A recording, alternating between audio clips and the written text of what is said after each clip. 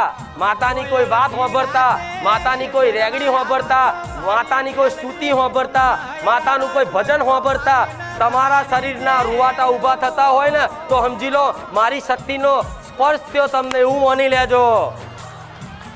12 મહિને એક જ વાર આલો તો જ માતા જમા।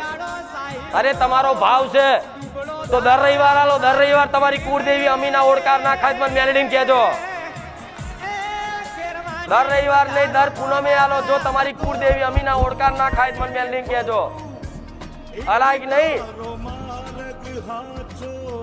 પણ કે કરવઠું પડી જાય, માતા ફરી આગળની વસ્તી નહીં કરે તો આવું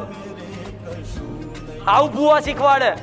અને માતા કોઈ ખાઈ જાય આગળની વસ્તી નહીં કરે તો આવું હોય ખરું કે આજે તમે કરો છો આગળની વસ્તી આવું નહીં કરે તો શું ચામુંડમાં ખાઈ જશે, મેરડીમાં ખાઈ જશે?